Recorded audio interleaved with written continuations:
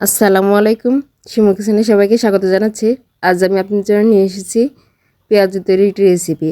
ইফতারে কিন্তু পেঁয়াজু ছাড়া ইফতার কিন্তু জমেই না, আর সেই পেঁয়াজুটা যদি হয় একদম দোকানের মতন পারফেক্ট, তাহলে তার কোনো কথাই নেই। আর আমি যেভাবে পেঁয়াজু তৈরি করি, আমার এই সম্পূর্ণ ভিডিও ফলো করে যদি আপনারা পেঁয়াজু তৈরি করেন, তাহলে আপনাদের পেঁয়াজুগুলো হবে একদম ক্রিস্পি মুচমুচে, আর অনেক সময় পর্যন্ত এটা মুচমুচে থাকবে। আর এটা তৈরি করা কিন্তু একদম সহজ, কিছু স্টেপ ফলো করলে আপনাদের পেঁয়াজুগুলো এমন ক্রিস্পি হবে। তো চলুন আমরা পেঁয়াজগুলো তৈরি করে নিই।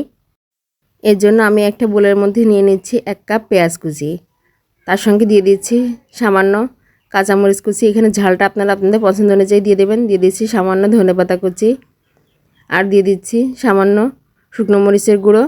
এবার দিয়ে দিচ্ছি সামান্য ধনে গুঁড়ো, আর দিচ্ছি সামান্য জিরে গুঁড়ো। এবার দিচ্ছি সামান্য লবণ। লবণটা স্বাদ অনুযায়ী দিয়ে নেবেন। এবার এই সমস্ত উপকরণ আমি হাত দিয়ে ভালোভাবে চটকে চটকে মেখে নিচ্ছি। এটাকে ভালোভাবে মাখতে হবে, তাহলে পেঁয়াজটা নরম হয়ে যাবে।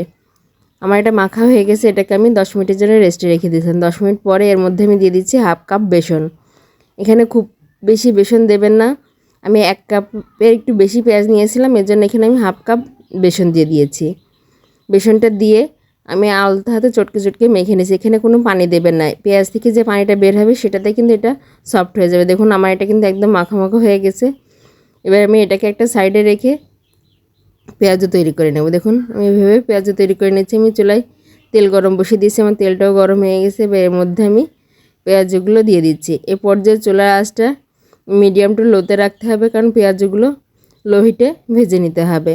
খুব বেশি জোরে আঁচ দিলে পেঁয়াজগুলো উপরে কালার হয়ে যাবে, কিন্তু ভিতরে কিন্তু অতটা ক্রিস্পি হবে না। আর প্রথম পর্যায়ে যখন পেঁয়াজগুলো দেবেন, তখন কিন্তু উপরে এমন ফেনা হবে, আস্তে আস্তে ফেনাটা কমে যাবে যখন পেঁয়াজগুলো ক্রিস্পি হতে শুরু করবে। আমি আলতো হাতে একটা একটা করে পেঁয়াজগুলো উল্টে দিচ্ছি। দেখুন এগুলো কিন্তু অলরেডি কালার হতে শুরু করেছে। দেখুন আস্তে আস্তে কিন্তু ফেনাগুলো কমতে শুরু করেছে, তার মানে পেঁয়াজগুলো কিন্তু অলরেডি অনেকটাই ক্রিস্পি হয়ে গেছে। এই পর্যায়ে আমি পেঁয়াজগুলোকে চুলার মিডিয়াম টু লো হিটে আরও কিছু সময় ভেজে নেব।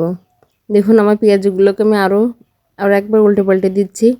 আমার দিয়ে একটা পেঁয়াজও কিন্তু হয়ে গেছে। এগুলো আমি তেল থেকে উঠিয়ে নিচ্ছি। এগুলো খুব বেশি কালার করবেন না, জাস্ট লাইট গোল্ডেন কালার করে পেঁয়াজগুলো উঠিয়ে নেবেন। দেখুন আমার সবগুলো পেঁয়াজও হয়ে গেছে, আমি পেঁয়াজগুলো উঠিয়ে নিচ্ছি। আমি আপনাদের পরিবেশন করে দেখিয়ে দিয়েছি। দেখুন উঠানোর পরে কালারটা ঠিক কতটা সুন্দর এসেছে, আর এটা অনেকটাই ক্রিস্পি হয়েছে। আশা করছি আমার আজকের এই পেঁয়াজ তৈরির রেসিপিটি সবার ভালো লাগবে। আমি আপনাদের একটা পেঁয়াজও ভেঙে দেখাচ্ছি যে এটা ঠিক কতটা ক্রিস্পি হয়েছে। আর এটা তৈরি করার পরেও কিন্তু 3 থেকে 4 ঘন্টা অনায়াসেই ক্রিস্পি থাকে। আর আমার এই পেঁয়াজ তৈরির রেসিপিটি সবার ভালো লাগলে প্লিজ আমার চ্যানেলটি সাবস্ক্রাইব করবেন। আর যারা আমার এই ভিডিওটি আমার ফেসবুক পেজে দেখছেন, প্লিজ আমার পেজটি লাইক এবং ফলো দিয়ে পাশে থাকবে। ধন্যবাদ।